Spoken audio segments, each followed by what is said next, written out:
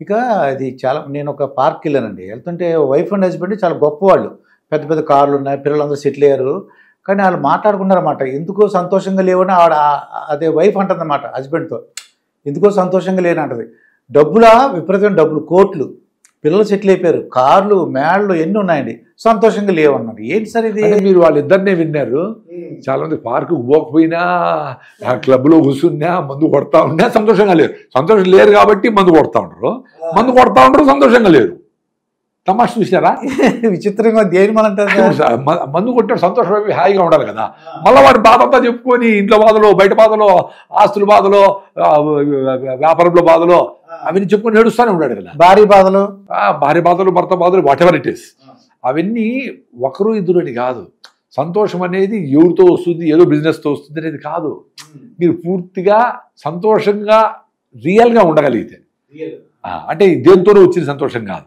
అంటే చీర కొనుక్కున్నందో, నగ కొనుక్కుందో, వస్తువులతో సంతోషం కాదు, అచీవ్మెంట్స్తో సంతోషం కాదు. అచీవ్మెంట్స్, ఫ్యాక్టరీ కట్టింటావు, నువ్వు ఒక గుడి కట్టింటావు, ఓల్డ్ ఏజ్ హోమ్ కూడా పెట్టింటావు. కట్టాను కాబట్టి నేను ఆనందం. అంటే నీ పక్కన ఇంకోడు ఎవరో, నీ బావమరిదో, ఇంకోడు, నీ అన్న ఇంకో 10 కట్టింటాడు, అప్పుడు నీ ఆనందం పోయింది. సో నీకు ఇష్టమయ్యి పని చేయాలి, పని చేసేదానికి ఇష్టం కాకూడదు. సో అప్పుడు ఏంటి, హ్యాపీనెస్ అని నీలోనే ఉంది. ఇప్పుడు నేను కూడా నేచర్ క్యూర్లు పెట్టాలని, అరే ఇంత సింపుల్గా రాత్రి నేను 2కి ఎక్కిన ట్రైన్ మదనపల్లి, అర్ధరాత్రి 2 మధ్యాహ్నం 2కి దిగినా, స్నానం చేసి తినేసి నిన్న మధ్యాహ్నం తిన్న భోజనం బెంగళూరులో నేనే డ్రైవింగ్ చేసుకుని వచ్చిన. Own driving. మరి నేను 24 hours తర్వాత ఇప్పుడు జొన్న రొట్టెలు 2 తిని నా ఫ్రెండ్కి చెప్పి చేయించుకొని సంతోషంగా ఉండా. ఇప్పుడు నేను ఈ పని చేస్తేనే, నేను నేచర్ క్యూర్లు పెడితేనే నేను సంతోషంగా ఉంటానంటే అస్సలు పెట్టలేరు ఎవరు. నువ్వు మనస్ఫూర్తిగా నీవు చేయాలనుకునేది అనుకో, ఎప్పుడూ అవుతుంది. అది కాకపోయినా నువ్వు సంతోషంగా ఉండాలి. జనాలకి అందరికీ అదే సమస్య. ఇప్పుడు నేను చేసే సంతోషం అయిపోయినాక ఆ సంతోషం ఉండదు ఎక్కువసేపు. నువ్వు మంచి సెల్ ఫోన్ కొంటావు, మంచి ఇల్లు కొడతావు, మంచి భార్య దొరుకుతుంది, మంచి పిల్లలు ఉండవు, కొన్ని రోజులు ప్రతి ఒక్కటి బోర్ కొడుతుంది. ఎందుకు? సంతోషం అనేది నువ్వు ఎక్కడో ఎదుగుతాడు. రెండోది, ప్రతి ఒక్కటి సంతోషాన్ని నువ్వు రిలేట్ చేస్తాడు. ఇది చేస్తే నేను ఆనందంగా ఉంటాను, నాకు గౌరవం వస్తే, నాకు నా ఫ్లెక్సీలు ఉంటే, నాకేదో పదవి వస్తే, ఎన్నో ఉండవు కదా. నువ్వు సంతోషంగా ఉంటే ఏ పని చేసినా అది నీ సంతోషాన్ని ఇస్తుంది. నువ్వు ఫస్ట్ సంతోషంగా ఉండేది నేర్చుకో. అప్పుడు నువ్వు నడిచేదైనా, వర్షంలో నానేదైనా, నీ పర్సు పోయిందనుకో, కొంచెం ఏడుస్తావు, మళ్ళీ నవ్వుకుంటావు, పోలేదు అట్లేమి. దొరికినోడికి పోతాడు, వాడికి కూడా దాంట్లో. ఇప్పుడు సంతోషంగా ఉండాలంటే డబ్బులతో వాడితో కాదు ఉండాల్సింది. దాంట్లో క్రెడిట్ కార్డు ఉంటుంది, అదే బ్లాక్ చేస్తే అయిపోయింది కదా అని నువ్వు కూడా నవ్వుకుంటావు. ఎందుకు వాడు అంత కష్టపడినాడే నవ్వుకుంటావు. సో ఆ సంతోషం అనేది విత్ ఇన్ యూ, ఆల్వేస్ నీలోనే ఉంటుంది. సంతోషంగా ఉండి ఏ పనన్నా చేయను, ఇట్స్ ఓకే. నువ్వు ఏదైనా చేయాలనుకున్నా, అచీవ్మెంట్ జరిగినా జరగకపోయినా సంతోషంగా ఉండాలా.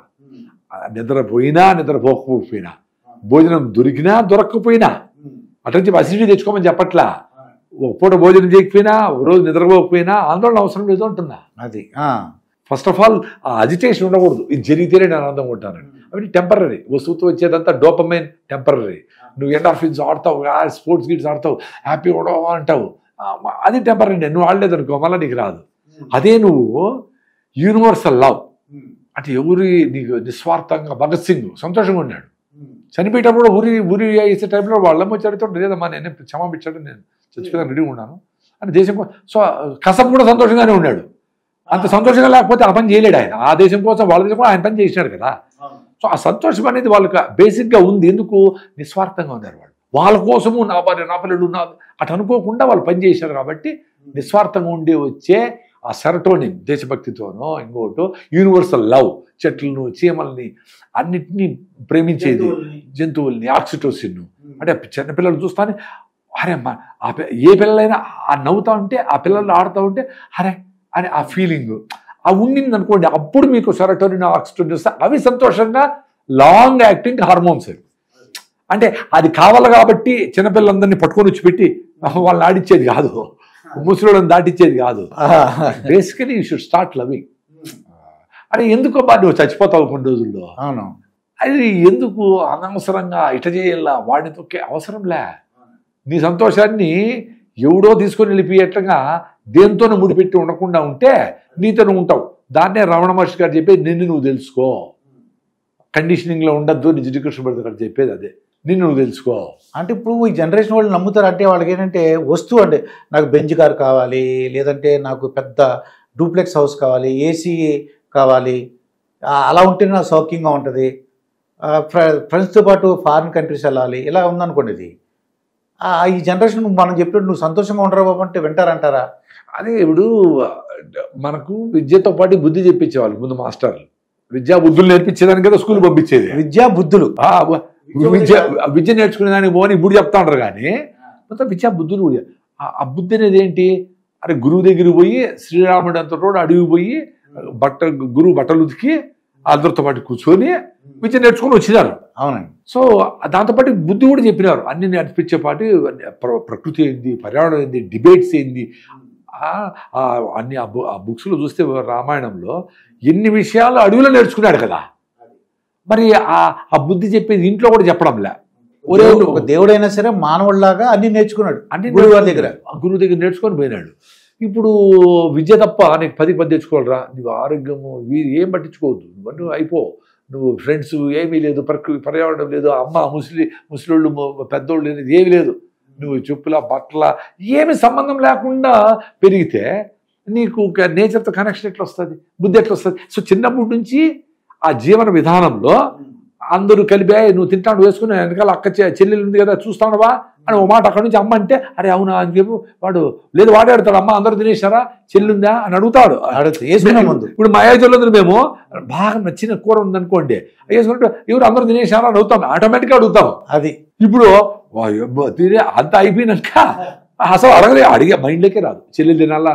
మరి ఎట్లా చిన్నప్పటి నుంచి అట్ట పెంచి మనం వాళ్ళని మంచి భారతీయుడిలాగా మంచి ఆలోచనతో పెరగాలంటే పెరుగుతారు. సో విద్యా బుద్ధులు చెప్పించాల్సిన అవసరం ఉంది కాబట్టి ఇప్పుడు ఆల్టర్నేటివ్ స్కూల్స్ వచ్చినాయి. వాళ్ళకు చదువు లెక్కలు సైన్స్తో పాటు వ్యవసాయము, ఆర్గానిక్ ఫార్మింగ్, మన మిత్ర పురుగులేంది, శత్రువులు నేచర్లో ఏం జరుగుతూ ఉంది అనేటువంటి టీచర్లు, లవ్వింగ్తో చెప్పే టీచర్లు ఆ ప్రొఫెషన్కి ఎక్కువ గౌరవం వచ్చింది. ఇప్పుడు మీరు ఈ వీడియో కూడా చేయడము ఏదో రోగానికి నువ్వు ఏం చేయాలా, నీ షుగర్ తగ్గితే ఏం కావాలంటే కొర్రలు తినరా పో అంతే కదా, వాటికి అయిపోతుంది కదా, ఆరోగ్యం ఈజీగా వస్తుంది. ఆరోగ్యం వచ్చిన వాళ్ళందరూ ఆనందంగా ఏమి లేరు. ఆనందంగా ఉండాలంటే ఏం చేయాలి? ఇప్పుడు ఆరోగ్యంగా ఉండే వాళ్ళు ఆనందంగా ఉంటే అందరికీ మాస్టర్ చెకప్ చేయించారనుకోండి 170 మందికి అన్నీ బాగున్నాయి కదా. మరి చాలామంది ఎంతమందో 195 మంది ఆందోళనతోనే ఉన్నారు.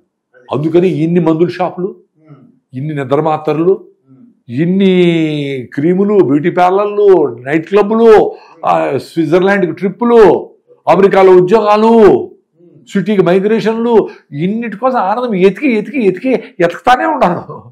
ఆనందం అక్కడ లేదు, అక్కడ లేదు, అసలు ఎక్కడ ఎతికినా లేదు. నేను బెంగళూరు పోతే బంపర్ టు బంపర్ అట్లే నేను కొంచెం ఆందోళనగా ఉండేది నాకు కూడా. శ్రీధరరావు స్వామి ఒకరోజు కాదు ప్రతిరోజు అంతేనంట. నా పక్కన ఉండే సరే మేము అలవాటు అయిపోయినాం దీనికి అంటాను. మరి ఎట్ట బతుకుతారు? 3-4 గంటలు బస్సు జర్నీలోనే సరిపోతుంది రోజంతా. మరి అక్కడ పోయి ఉండి అక్కడ ఇల్లు కొనేదానికి జీవితాలు త్యాగం చేస్తూ ఉంటారు ఒక ఇల్లు కొనడానికి.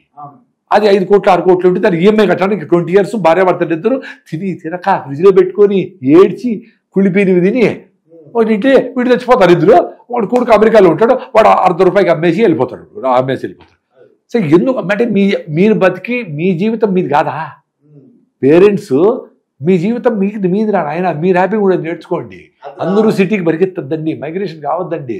ఒక నలుగురితో మాట్లాడతా మీకు ఉండే డబ్బులో ₹10 పెట్టి ఆయనకి ఏదో ఆకు ఒక్కనో తాంబూలమో ఏదో వాళ్ళకి చిన్నపిల్లలకు 4 నువ్వుల ముద్దలో 4 పల్లీలో రండ్రా అని చెప్పి సాయంత్రం ఆడండ్రా ఈ విలేజ్ గేమ్స్ ఆడండి అంటే వాడు సాయంత్రం అయితే వస్తాను నీకు, నువ్వు లాభగా నీ పిల్లలు అమెరికాలో ఉండరు. పోనీ ఆ పిల్లలకందరికీ కొంచెం చదువు చెప్పు, కొంచెం బుద్ధి నేర్పించు, కొంచెం విద్య నేర్పించు.